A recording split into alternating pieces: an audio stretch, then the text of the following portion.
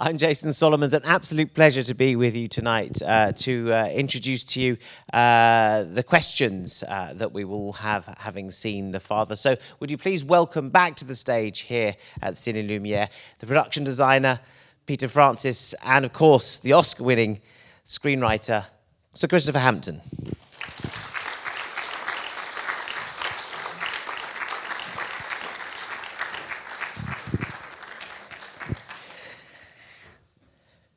We are going to take our masks off, if that's all right, up here. You have to keep them on a bit. Peter, Christopher, sit down, please. What a pleasure to see that film on the big screen, ladies and gentlemen. Bon retour. Welcome back to the cinema. What a way to do it. I hadn't seen the film on the big screen, so it was my first time.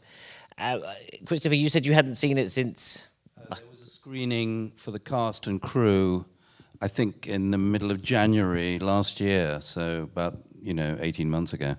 So, how is it to see it, Peter? All your work, all your production design, this house fitting together. As I said, I saw it on the small screen. Now I've seen it on the big screen. It's quite an experience watching that set come together and confuse us. Absolutely. I mean, it's just, isn't it fantastic to actually be back in the cinema again? I mean, to see it on the big screen. I saw it with Christopher as well at the crew showing, and then I saw it again on my laptop, which just, not the way to see it. But actually, it looks better this time around than I remember. Actually, I have to confess. But no, it was a great project, and it was one of those things, a production designer's dream, really, a project like this with all the things we had to do. But no, it's great to see it on, especially here in a beautiful cinema as well. Isn't it beautiful? Yeah, I should tell you that Peter is a legendary production designer. I mean, he's worked on Bond movies, Titanic, Rocket Man. Yes, I did some of Rocket Man. Yeah. Not the whole thing. Going back a long way. You also worked with Anthony Hopkins before on his King Lear. Yes. For the BBC Amazon King Lear, we did it about 3-4 years ago now. That was amazing too, actually. I mean, again, the whole thing was an amazing cast. We had all the best, the cream of the current, British acting fraternity, and Anthony just held centre stage. And again, it was the same situation as this, actually, just cast and crew all in absolute awe of him, really. But he's such a gentle, genuine person when you meet him in reality. Not what you might imagine. He's just a very human, lovely person. I think now we've all seen the performance. We all know that, of course, he won the Oscar. And I think now you see the performance, you can understand that. Christopher, you know Anthony a bit yourself, but you wrote this knowing that it might be Anthony Hopkins that played the character of Anthony. Well, we wrote it hoping that it would be, because Florio had this real kind of, an obsession, really. He thought, he just felt that Anthony was who he wanted to have in the film. I had actually started, my very first screenplay that was made into a film was a Doll's House, practically almost 50 years ago, and Anthony was in that. And he was also in a film I wrote called The Good Father in the 80s. So I did know him, and I had worked with him before. And so when we finished the script, not long after we'd finished the script, Florian and I got on a plane and went to Los Angeles, and Anthony came and had a meeting with us at breakfast, a breakfast meeting. And we were very sort of apprehensive, and he sat down and said, and we were about 5 minutes into the meal, he said, "Yes, I'll do it. I want to do it. I really want to do it." So that's, I said to Florian, "You must expect all your trips to Hollywood to be like this." Well, it's Florian's first movie. It is his first film, yes. I mean, I don't know if it's not his first play, but it's a very big hit play. That was Le Père in Paris. Then it came to London. It's been on Broadway. You said you saw it at the start. You said you saw it in Paris. Yes, I was interested in Florian's work already. I had seen a play of his maybe the year before called The Truth, a comedy, actually, a very, very funny comedy. And I was interested in his work. And in fact, we were looking for a director for The Truth. you know, in a kind. It's quite hard to get British theatres to put on plays by unknown European writers. So we were looking around for a director to take that play on, and then I heard that he had this new play called The Father. This was about 2014 or so. So I decided to go back and see that, and he heard about this, so he was at the theatre the night that I went to see it, and of course the play is tremendously effective and moving and powerful, and so I met him afterwards and just immediately said, I would like to translate this play, if possible, if you'll allow me. And then I did it, and luckily there was a director there's a man called Lawrence Boswell who runs a theatre, did run a small theatre called the Ustinov, which is the studio theatre in Bath, and he was specialising in plays from Europe. So we sent the play to him, and he took it.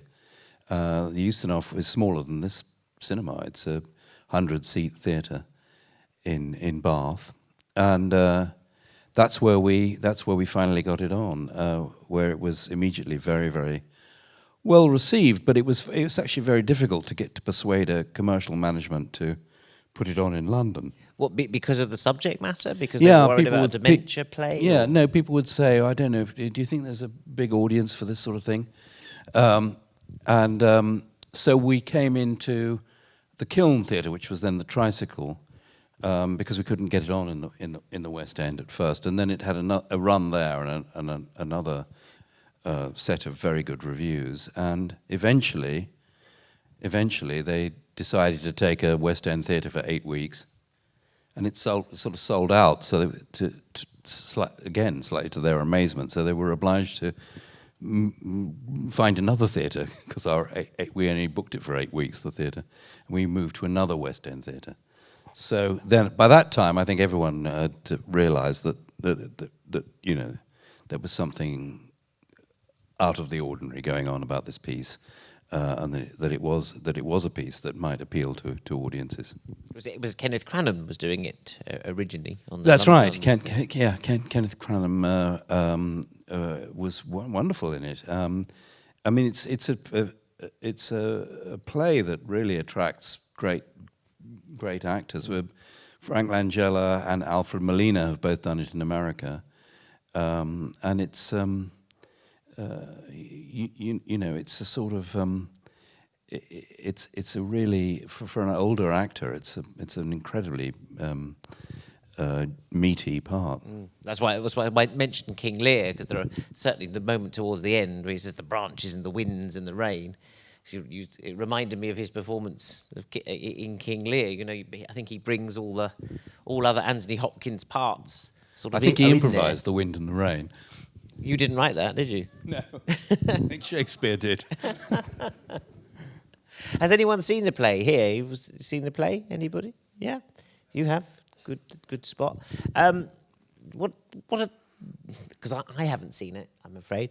What are the differences? I mean, you know, we always talk about adapting a play for the screen and the changes, but what are the differences, though? I mean, he's not called Anthony in the phrase; he's André in the Paris version. Well, I think that the device in the theatre is that you start with a full set, a kind of drawing room in an apartment, and as the play goes on, the furniture begins to disappear.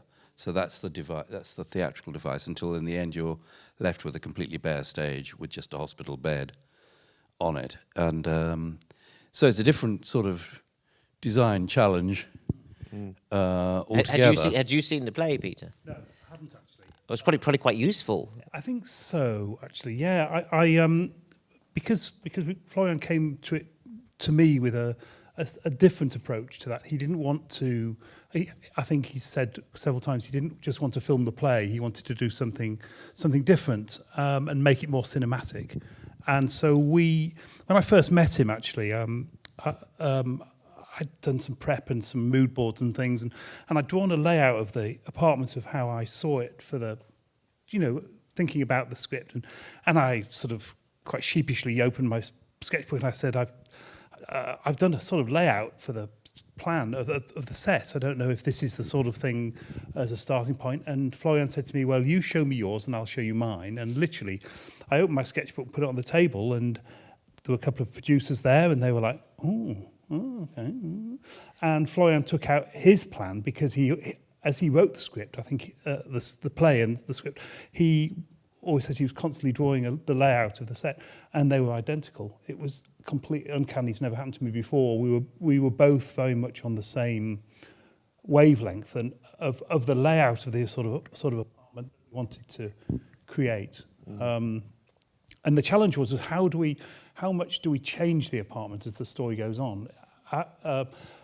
Florian sometimes said, I don't want the audience to feel like we're playing with them. I thought, well, that's exactly what we're doing, really. But so it was the challenge was the brief. When I first got the script, actually, the first page says the apartment has to be Anthony's, Anne's 1, 2, and 3. I think is that right? Yeah. And doctor's surgery and there were sort of five sets, I think, specified in the script. Yeah. So, but the architecture has to stay the same constantly throughout.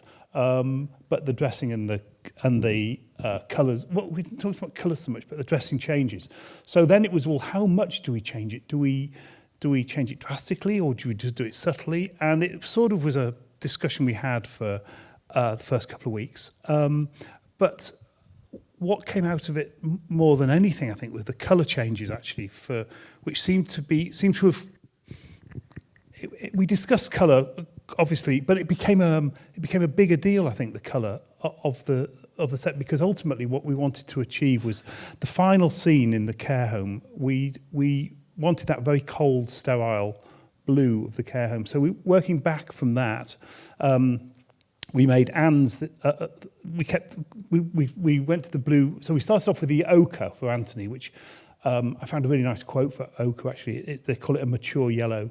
And so Anthony's world, his flat was ochres and greens, and he's been there 40 years. So we wanted to feel a bit of history there. And then we go into the blue with Anne, actually, the dusty blue. But we didn't want it to feel cold. It had to feel sort of friendly and like a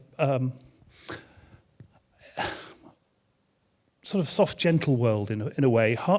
Anthony's flat was sort of harder lines and more came from his engineer sort of background, and then went to Anne's, and then so we gradually wanted to move to that colder, sterile blue at the end, and we did a lot of that with lighting as well. Actually, Ben Smithard, who lit it beautifully, I think, did a great job changing the colour temperature of the blues, especially. Were you in an actual flat?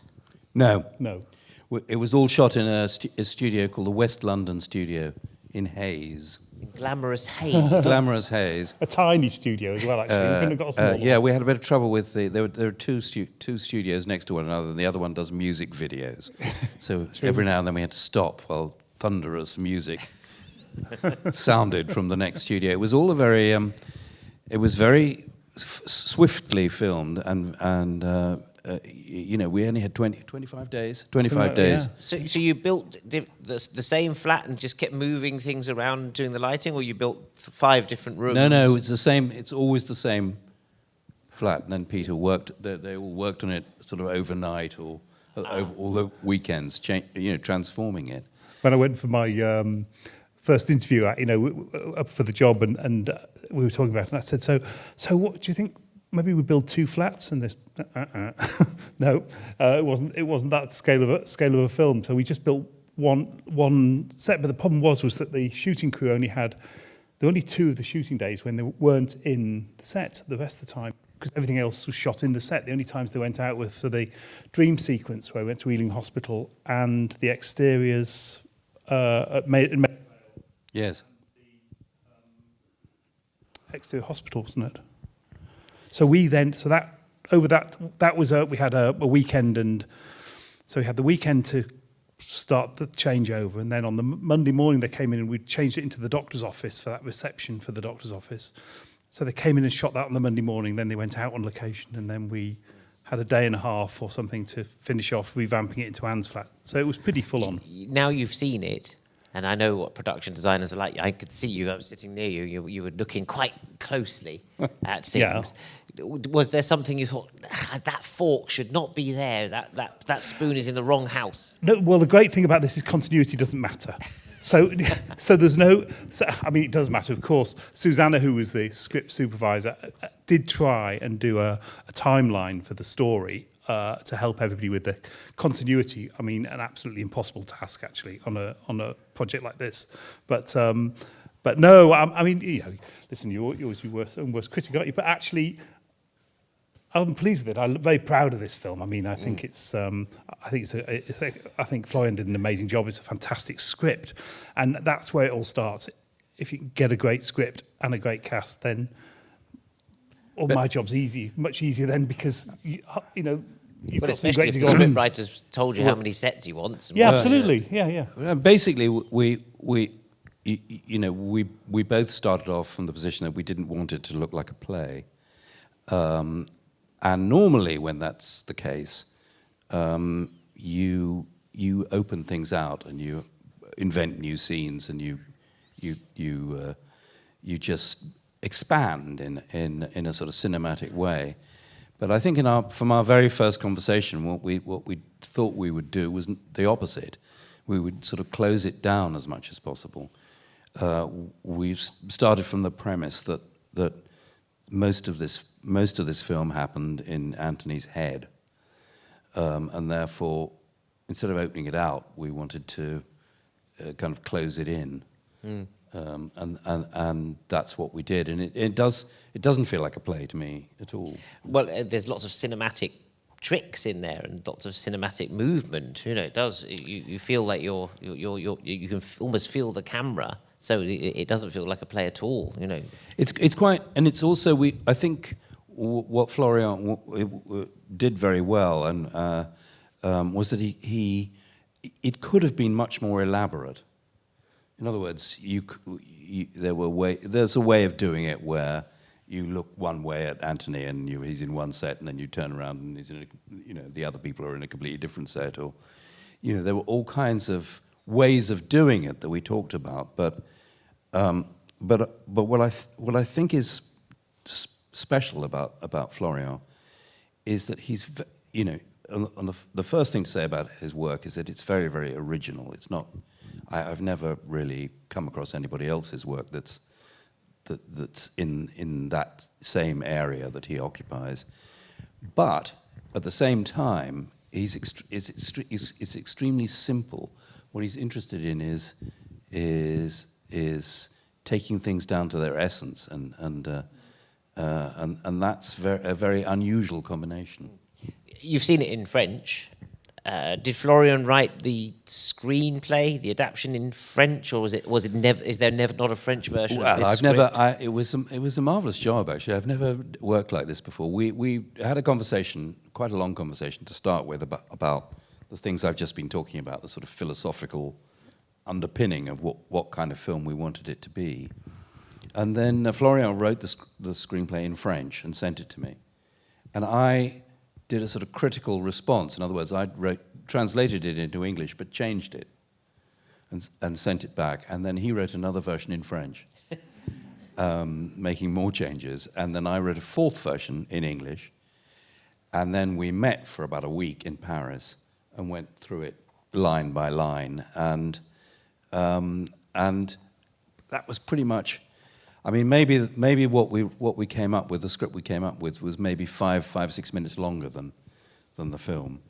But other than that, he shot the script that we agreed on that week. And was it always going to be in English, or did he not say, well, I could do a French version and I could have... No, he really wanted it to be in English. And also there was... This is a strange thing, but for which I can only give pay a great tribute to the French film industry. There had been a film of the father before. It's called Floride. and it was set in Florida, and it was. I've never seen it, but Florian was most unhappy with it, and it's impossible. I kind of can't imagine in England going to English producers and saying, "Well, I didn't really like what you did with my play last time. Can we do another film, please?" And then actually them saying yes. I've not seen Floride either. No. It's Jean Rochefort, I think. Well, I was going to say Jean Rochefort would be perfect. Yeah, no, it was Jean Would have been Rochefort. Anyway, the French. So the French producers, Jean-Louis Lévy produced Floride, and so he had another go at it. He had another go at it, and I think that's great. I mean, there are several films that I've been involved with that I would quite like to have another go at.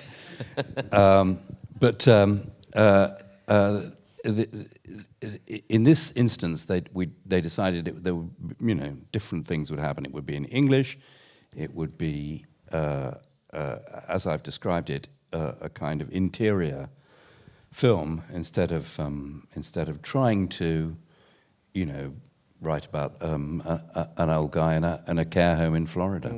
What would be the difference then if we see the French version or Florian's French version? What do you have to translate?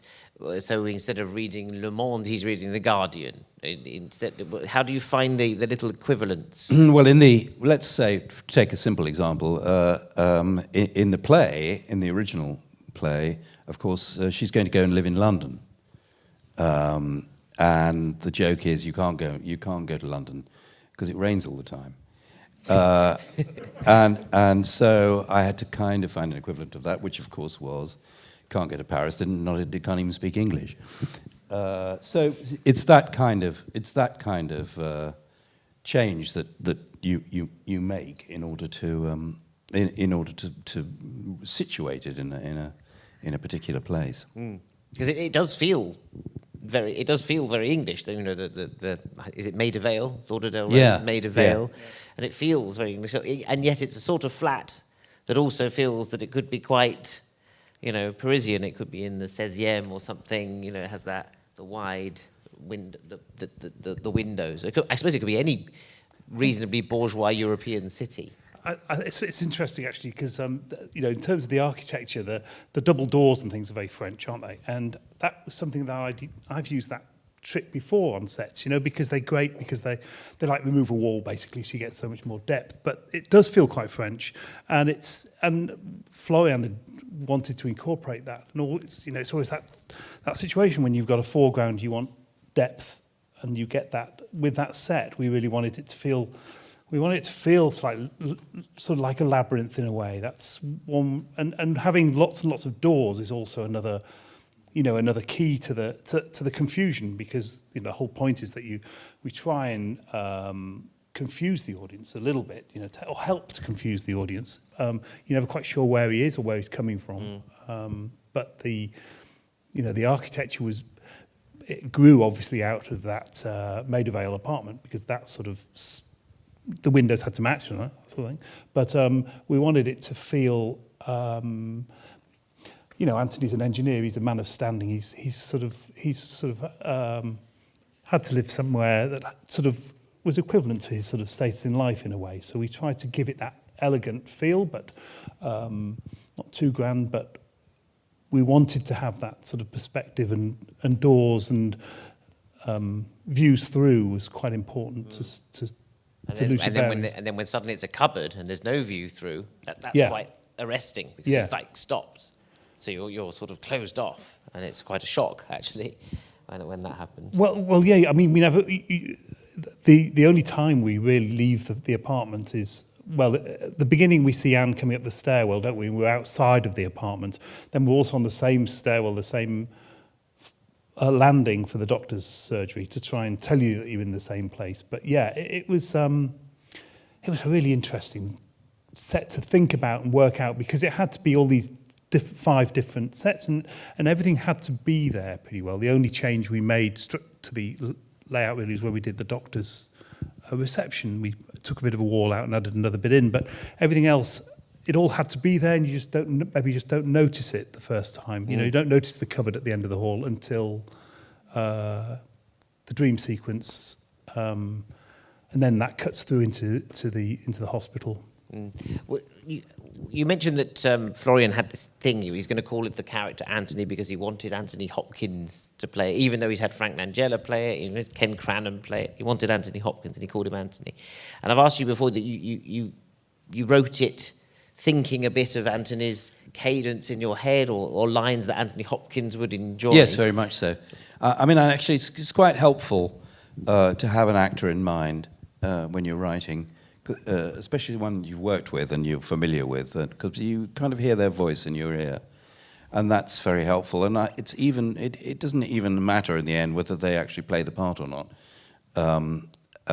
They've done their job by giving a voice. What sort of, what Anthony likes, sort of staccato sentences and then long ones, and what sentences, for example, did you think, oh, Anthony Hopkins loved this? Yes, he's very good at sort of barking lines. So I gave him quite a few of those, where he would suddenly startle you with a crisp short line out of nowhere. And even when you've written something for him, when you were on set, and then see him suddenly, what great actors do, they turn lines that you're familiar with and you've read and written into lines that you've never heard before. They come afresh. Did he surprise you with those? Well, it's true that the pleasure of writing for actors is that if they're really good, they're always better than you could possibly imagine. So you imagine them at a certain level, and then they come in there somewhere.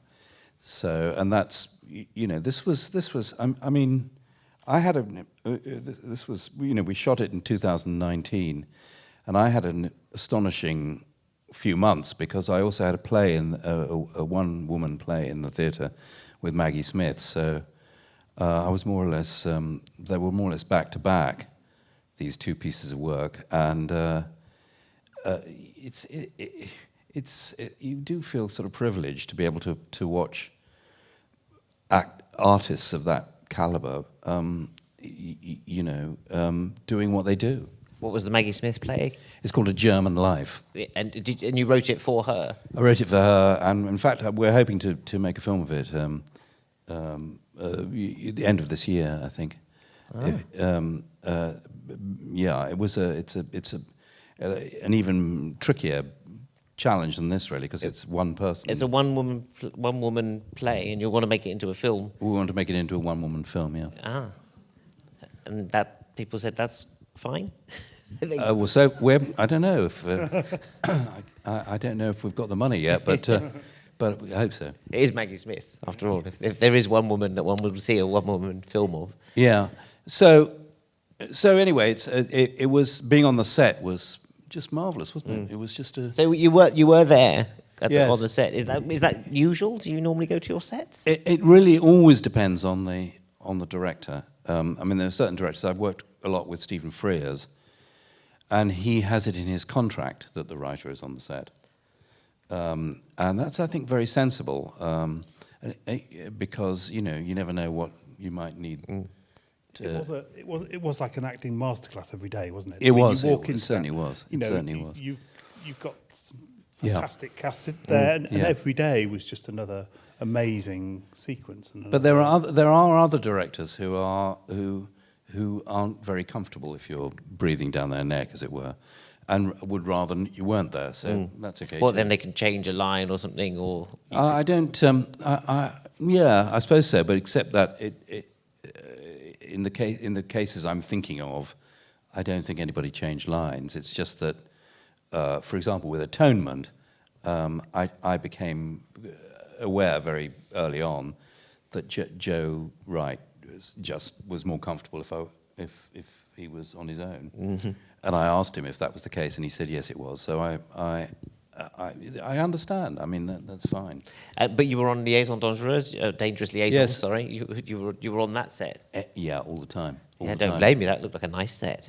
That was a great large number of nice sets, interspersed with a large number of extremely good meals. And nice costumes. Yeah, there was a terrible moment when they were going to shoot Liaison Dangereuse, a dangerous liaison in Hungary, so it was at a certain point somebody discovered that to transport all the French furniture that we would need to Hungary, because it couldn't be found in Hungary, it actually wouldn't cost that much more to do it in Paris. So we all jumped on that possibility, and yeah, we had a very nice summer, 1988, I think. I don't know why, but it seemed to me, I don't know if it's you or the way that John Malkovich delivers the lines in Dangerous Liaisons. He has a way of turning a sentence into a Malkovich sentence. Do you know what I mean? And Anthony here, watching him today, it feels like it's coming straight out of his head. I think that's the testament to great actors that can take your stuff. Yes, and John wasn't that well known at the time. I cast John Malkovich because we were rushing around with Dangerous Liaison because there was a rival version that Milos Forman was doing called Valmont, so it was a kind of a big race on. And before we found a director, i.e. Stephen Frears, I was a producer on that film, so I was rushing around trying to cast it, and had cast John and Glenn Close before Stephen came on. And because it was Alan Rickman on the London stage, wasn't it? It was, and I wish it had been possible to cast him in the film, but they simply wouldn't have it. Yeah, I think I saw. He had never made a film. Luckily, because of his marvelous performance in the play in New York, he got the part in Die Hard, which was his first film. So it was a kind of happy ending. And he was rather brilliant in that as well. Fantastic. Course. Yeah. That London performance, I remember very well seeing it. I'm going to open the floor to you guys for questions. So I should have said that at the start so you could prepare. But we are able, on our first return to the cinema, to do some questions from you guys. Now, we don't have, what we can't do in COVID is pass the microphone all around. But we do have a microphone there. If people feel brave enough to come up to the mic, you don't have to do a little chanson or anything like that. You can just sort of ask the question there, or you can put your hand up, and if there's no one in front of you, we can hear you and we can translate for anyone else. So, any questions for Christopher Hampton or Peter Francis about the Father, or about any of the other films? GoldenEye, he did. Dangerous Liaisons, all good stuff. Gentleman at the back. Yes, excellent. To say, I thought it was just an amazing film to see after being deprived of the cinemas for such a long time. Really amazing. And for you seeing it since that time you saw it for the casting, did you find it very? Did you see it fresh?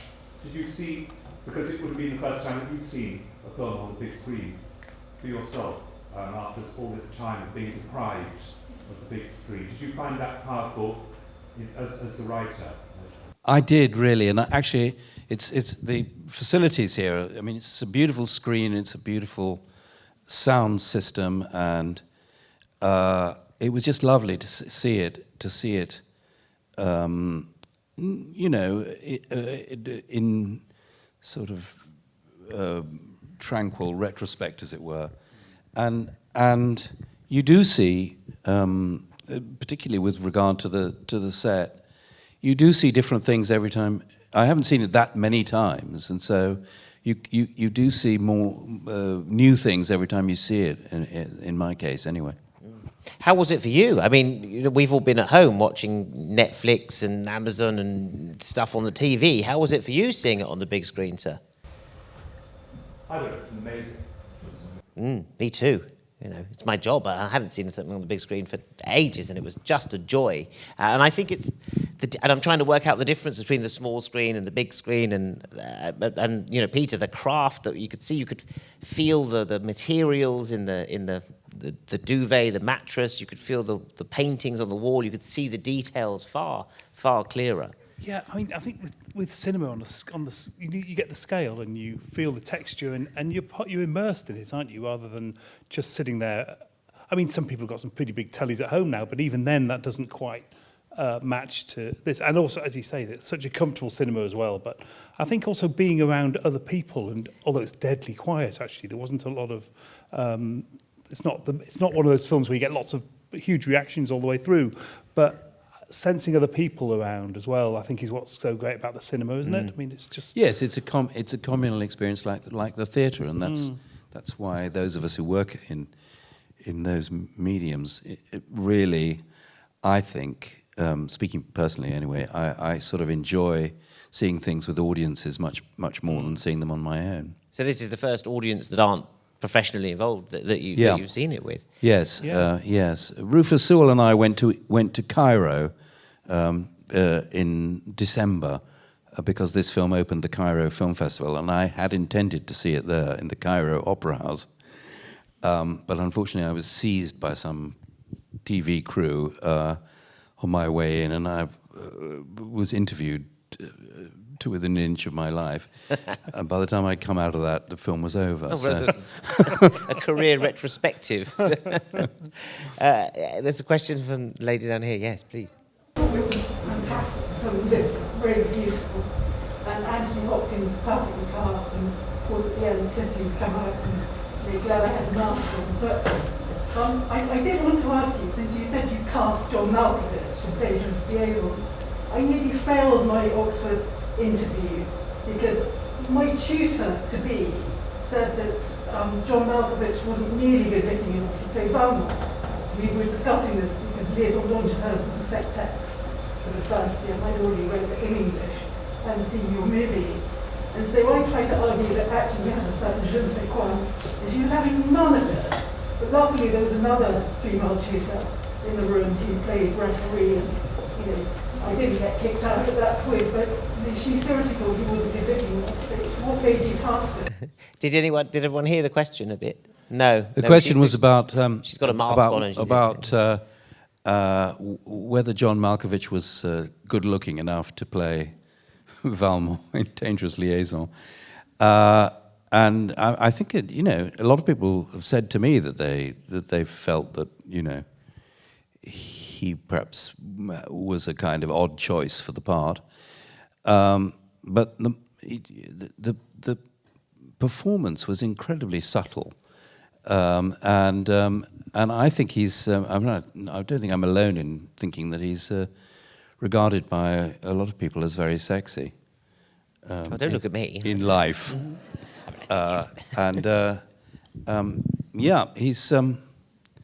He was very different from Alan Rickman. Couldn't have been more different in the part, and that was very interesting too, because it was a more romantic. Version, I think. Alan was more classical. Did you pass your interview? You got in. My tutor was a world expert on Liaison Dangereuse, and she thought he was not the man.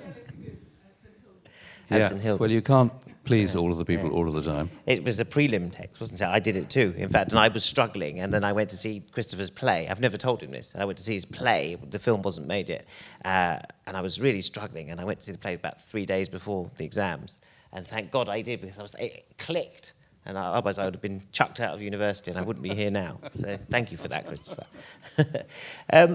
Any more questions? There's a question I wanted to ask, actually, because we haven't discussed perhaps the theme of the play, and you talk about seeing it with an audience. It's very much a very moving. We've all sat through this very moving experience, which I fear might be quite personal to many people in the room. We've all got a father, or we've all got grandfathers, or we've all got parents, and something. We've all had to deal with this event in people's lives. I don't know if you and Florian researched dementia and or Alzheimer's, or talked to those societies about it, or just let the character be a specific story and find everyone else find their connection to it. I think it was very personal to Florian because he was very close to his grandmother, I think she suffered from dementia and died when he was about 15 or 16. And I think that was the sort of seminal experience that he had with the subject. When we were rehearsing the play, we got a neurological expert to come in and talk to us about about this awful condition. And the real sort of cruelty of Alzheimer's seems to be that it establishes itself in people in their 20s and 30s symptomlessly, and by the time the symptoms declare themselves, there's absolutely nothing you can do about it. So that the neurologist explained to us that what all the scientists were trying to work on was identifying the sort of incipient, the start of Alzheimer's in people when they were young enough for a cure to be able to work on it.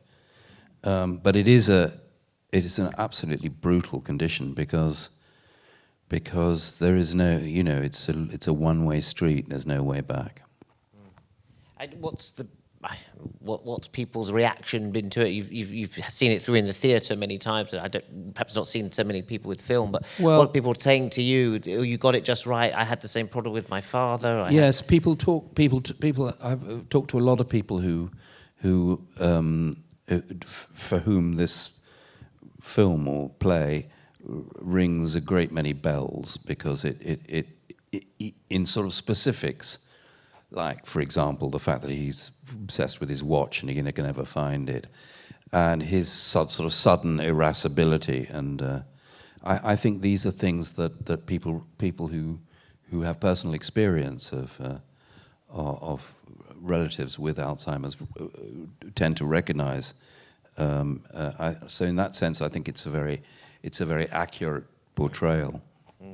I found that's why I found particularly moving about it, that I think everyone can find. My mother-in-law has it. She's always accusing my children of stealing her computer wires, so she can't get on the internet to talk to us because she's got no wires because my children have stolen them again. And I think there's lots of different reaction. People have different reactions to dementia, and I think what's nice about. Not nice, but what's great about this is that you show all the various different characteristics throughout the film pretty well. You've got a good range of the symptoms there, so everyone can relate to it. I think Florian always said, didn't he, that people would come to him after the play and say, I've got a personal relationship with this story because my mother-in-law or uncle or whatever's suffered, and those symptoms are exactly the same as we experienced. I've never seen it depicted this well. We've had great performances, Julianne Moore in Still Alice, Julie Christie in Far Away. This, I understood how it must feel to to the family, to Olivia Colman, and also to Anthony Hopkins' head, the frustration, the anger, the impotence, the rage, all at once. Well, I think the originality of the idea is that you start in a kind of, as it were, normal way, then you begin to confuse the audience. And then, as this goes on, I think the audience begins to understand that what they're experiencing equates in some way to what the character is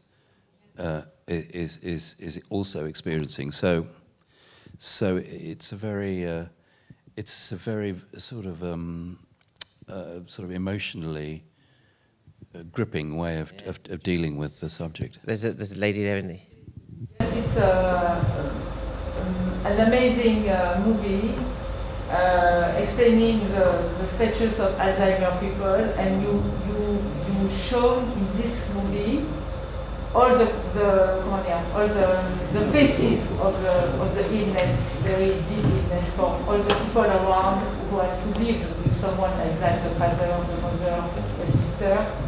And one question, because of course it's very emotional, when Anthony Hopkins received, the slap on the face, could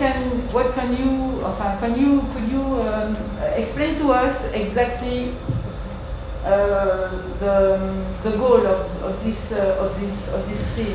The scène du gifle. Did everyone hear the question? The question was about the slapping incident in And well, I don't know. I don't know. It's either something that he's afraid of, or you know, as we know, in care homes, it's well known that this sort of brutality does exist. So maybe this guy who turns out to be the male nurse at the end, maybe, or maybe it's just something Anthony is afraid might happen. So there's no clear answer, but yeah. But when you were writing this with Florian, and he said, so Paul hits him, and then he hits him again, you wrote that in the script. Yeah, yes.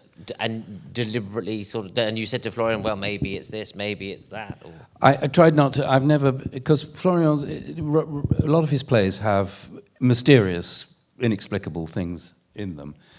And I remember one of Florian's great heroes, or somebody he admires very much, is Harold Pinter. And I knew Harold, and I know how furious he used to get if anyone asked him what this or that scene was about, and he would say it's about what it's about. So I never actually said to Florian, "Why have you done this?" I've never said that to him. I think it was probably wise not to. And if you're ever invited to a Q&A with Mr. Pinter, be careful. But I think you'll be all right now. Any other questions for at the back there? Yes. Tell me if you can't hear me with my mask.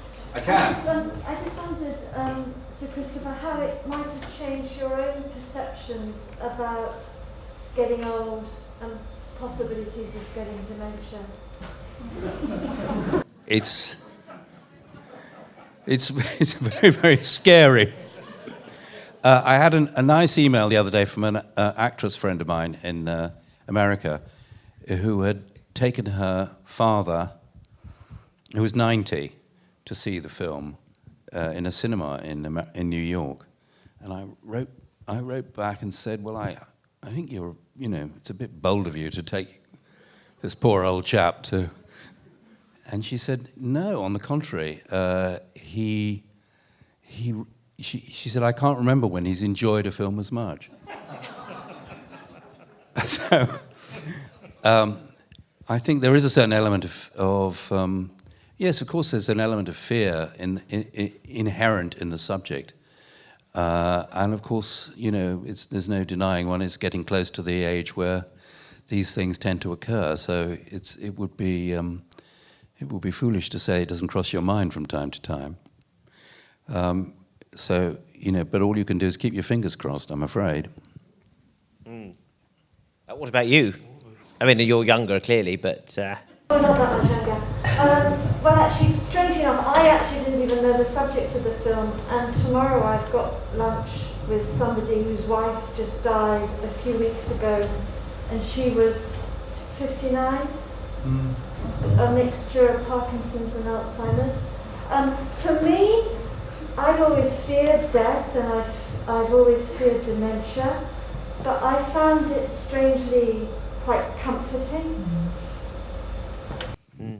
That's why I'm glad you answered that, because it was a bit shocked. But I think the film is so full of love that, when you say, oh, it's a film about dementia, let's go and see a film about dementia, hooray, on a Friday night. I think this is a much bigger film than that, because it transcends all of that, because it's so full of love. Every shot is full of love. Olivia Colman's face is full of hurt and fear, but it's all coming from love, because she's witnessing this man losing his grip, and I think that's what's so tender about the film. We haven't spoken about Olivia Colman, and of course she is a sort of national treasure. She is one of the most expressive actors I've ever worked with, and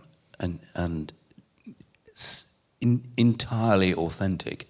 There's never any instant of false.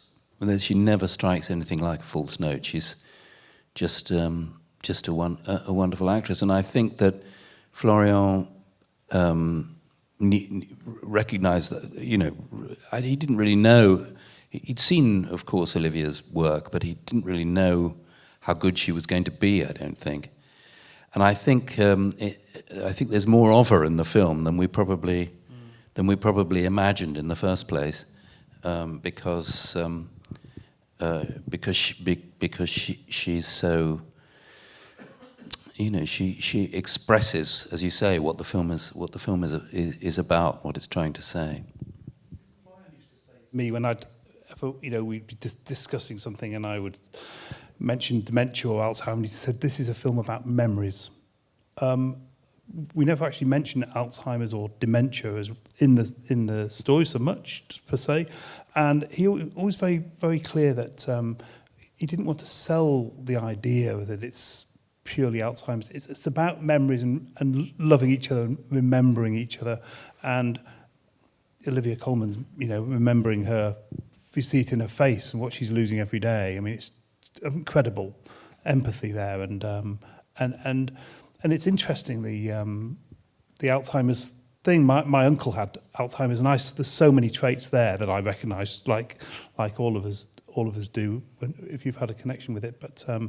But memories was, Florian always used to say, it's about memories, which is a beautiful way of thinking about it, really, rather than classing it as an illness. And that's what's so key, I guess, about your production design, and Kathy, who did the sets with you.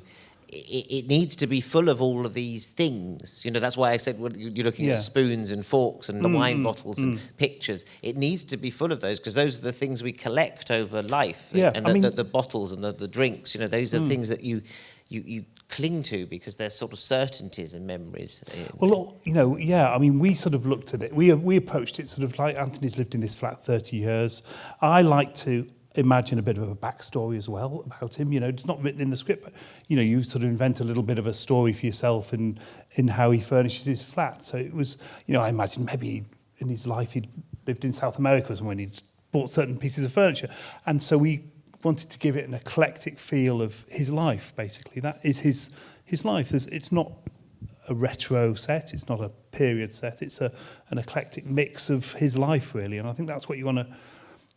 You want the actors to walk into the set and feel comfortable in there. That's one of the main things that we want to do, make it feel real to them. And Anthony did. He loved it. He was very, he felt comfortable with it, and it felt real for him, which was the best accolade for us, actually. He's such a wonderfully prepared actor. I mean, he works and he arrives with everything. You don't. He's a sort of director's dream. You don't have to. He prefers it. I remember once, many years ago, having a conversation with him and asking him who his favourite director that he'd ever worked with was, and he said James Ivory. I said, that's very interesting. Why is that? He said, well, he never says anything. Well, Remains of the Day is one of the great performances of his career. It is, but he comes with it, so you don't have to. And then because he's so prepared and he's so on top of it, all the other actors respond and feel they have to be similarly prepared and similarly on their toes, because he doesn't like to do too many takes either. I think there was a real chemistry as well, though, between Olivia and Anthony. Yes. Offset as well, wasn't there? Yes. I think they genuinely got on very well and genuinely liked each other, and you could hear them laughing in the corner. As they were they wouldn't go off to their dressing rooms, would they? So much they'd rather sit on the set. No, Anthony stayed on the set all the time, just talking about telling funny stories about Olivier. So he doesn't stay in character. He's not sort of method. No. Sort of as soon as he cuts, he can do his anecdotes, and I think he looked like he had a whale of a time, I have to say, in this. We all did. We all. I've actually made quite a lot of films now, and I can't remember being on a set where everyone was having such a good time, even despite the subject matter. You're doing it again, aren't you? You're working with Florian again on a film, aren't you? Yes, it's on a slightly different basis because I translated his screenplay, so I didn't actually write this one with him. Although I'm going to go back and work with him in June, so I don't know how that's going to evolve. So this is La Mère. No, this is Le Fils. Le Fils, excuse me. There is a Mère, though. There is, which Isabelle Huppert did on stage in New York 2 or 3 years ago, and which I hope in due course he'll do as well, because it is a sort of, it is a kind of trilogy, although there are no characters that recur. Uh-huh. So the Le Fils is going to be is an American, or is it? It's set in America. It's set in New York and Washington, and it's with Hugh Jackman and Laura Dern, and I think an Australian boy that Florian has discovered, and Florian's written a new sequence which isn't in the play, in which Anthony's agreed to do, the father of the grandfather actually of the title role. So that will connect with. That will make it into a. No, it's a different sort of person altogether. Right. So. So you've translated that, but that you didn't do the play of that one as well, did you? I did do the. Oh, I did you've done translate that as well. the play as Okay. well. Yes. It was worth going for that trip to Paris to meet Florian that night. Certainly wasn't it? was. I've actually done that. I've written translated a new play of his too, which makes 7. Well, this is a very good collaboration. It is a beautiful friendship. Yes. As you said at the beginning. Yes. Tell me about the Oscars, by the way. He won an Oscar just not that long ago. Do you have your Oscar yet? Where's your Oscar? It's in the post. It's not here yet. No, it hasn't arrived yet, but we're eagerly anticipating its arrival. I think that it's probably that contributor that Donald Trump placed in charge of the post office. I blame him. But I mean, a strange night because you were here. You weren't at the Oscars. You had to do Peter and I we were at the BFI South Bank, Olivia as well, and odd people like Gary Oldman, and we were a small British. Well, not so small actually. About 60 of us, I think, British contingent, and it was it was an extremely odd night. I think it's fair to say. We were watching LA on a big screen, a bit like being in the cinema, actually. Yes, and you were watching it, and then they came to you every time you were nominated. I saw your You face. had to move forward to the front when your Shuffle round. when your category came up. Yeah. Lots of COVID police and. I heard it was very strict, yeah. And Florian won, and he was in Paris. He was in Paris, and I was in London. And then afterwards, what was complicated was we did a press conference, which took longer to set up than the actual press conference. Just the technical business of getting Florian and I on the same screen when we were in different cities. And have you spoken to Anthony Hopkins about his Oscar? No, we've exchanged lively emails, but I haven't actually spoken to him. He's not very fond of the phone, I don't think. And he's happy with his Oscar, presumably? Well, yes, I think so. I think they literally woke him up at 4 o'clock in the morning and told him, because he was in Wales. He offered to participate on Zoom, but they had a no Zoom policy at the Oscars for some reason.